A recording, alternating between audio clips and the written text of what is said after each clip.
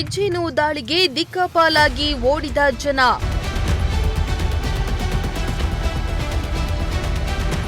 ಹದಿನೈದು ಮಂದಿ ಮೇಲೆ ದಾಳಿ ಮಾಡಿದ ಹೆಜ್ಜೇನು.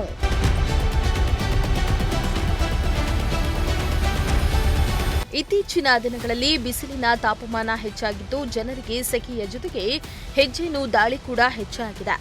ಮರಗಳಲ್ಲಿ ಕಟ್ಟಿದ್ದ ಜೇನು ನೊಣಗಳು ಬಿಸಿಲಿನ ತಾಪಮಾನಕ್ಕೆ ಏಕಾಏಕಿ ದಾಳಿ ಮಾಡ್ತಾ ಇದ್ದು ಜೇನು ನೊಣಗಳ ದಾಳಿಯಿಂದ ತಪ್ಪಿಸಿಕೊಳ್ಳಲು ಹರಸಾಹಸ ಪಡುವಂತಾಗಿದೆ. ಕೊರಟಗೆರೆ ಜನರಿಗೆ ಕಳೆದ 1.5 ತಿಂಗಳಿನಿಂದ ಜೇನು ನೊಣಗಳ ಕಾಟ ಮಿತಿ ಮೀರಿದೆ.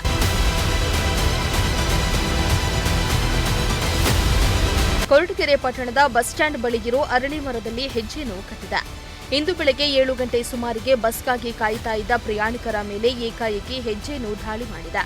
ಹೆಜ್ಜೇನು ದಾಳಿ ಮಾಡ್ತಿದ್ದಂತೆ ಮಕ್ಕಳು, ವೃದ್ಧರು ಎದ್ನೋ ಬಿದ್ನೋ ಅಂತ ಓಡಲಾರಂಭಿಸಿದ್ರು. ಸುಮಾರು 15ಕ್ಕೂ ಹೆಚ್ಚು ಜನರ ಮೇಲೆ ಹೆಜ್ಜೇನು ದಾಳಿ ಮಾಡಿದ್ದು ಜೇನು ನೊಣಗಳಿಂದ ತಪ್ಪಿಸಿಕೊಳ್ಳಲು ಹರಸಾಹಸ ಪಟ್ಟಿದ್ದಾರೆ.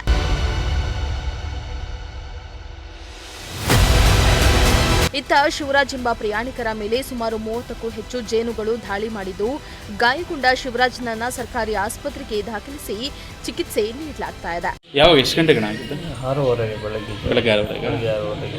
ಏನು ಹೋಗಿದ್ರೆ ಆ ಕಡೆ? ಇಲ್ಲಿ ನಾನು ಹಾಲು ಹೋಗೋಣ ಅಂತ ಹೋಗ್ತಾ ಇದ್ದೆ. ಇಲ್ಲಿ ಮಧ್ಯ ಬಸ್ ಸ್ಟ್ಯಾಂಡ್?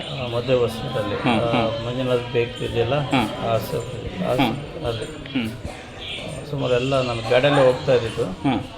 ಎಲ್ಲ ಬಂದು ತಲೆ ತುಂಬ ತುಂಬಿಟ್ಟು ಸುಮಾರು ಒಂದು 30-40 ಹುಳ. 30 ತೆಗ್ದಿದ್ರ ಎಲ್ಲ? ಈಗ ಕಚ್ಚಿದ್ದು ಒಂದು 8-10 ಕಚ್ಚಿದ್ದಾವೆ. ಕುತ್ತಿಗೆಗೆ, ತೋಳಿಗೆ ಮತ್ತು ತಲೆಗೆ ಜಾಸ್ತಿ ಕಚ್ಚಿದ್ದಾವೆ. ಬೇರೆ ಜನ ಎಲ್ಲ ಟೀ ಅಂಗಡಿ ಒಳಗಡೆ ಎಲ್ಲ ಇತ್ತು, ಬಂದು ಹಾರಾಡ್ತಿದ್ದು ಅಷ್ಟೇ. ಆದರೆ ನನಗೆ ಜಾಸ್ತಿ ಕಚ್ಚಿರೋದಲ್ಲ. ನನಗೆ ತುಂಬ ಜನಕ್ಕೆ 1-2 ಕಚ್ಚಿಬಿಟ್ಟಿದೆ, ಕೆಲವರೆಲ್ಲ ಓಡೋಗ್ಬಿಟ್ರು. ನಾನು ಸ್ವಲ್ಪ ಜಾಸ್ತಿ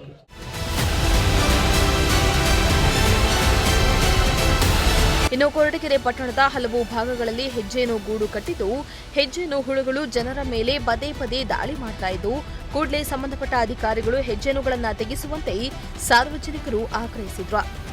ಎನ್ ಮೂರ್ತಿ, ಪ್ರಜಾಶಕ್ತಿ ಟಿವಿ, ಕೊರಟಗೆರೆ.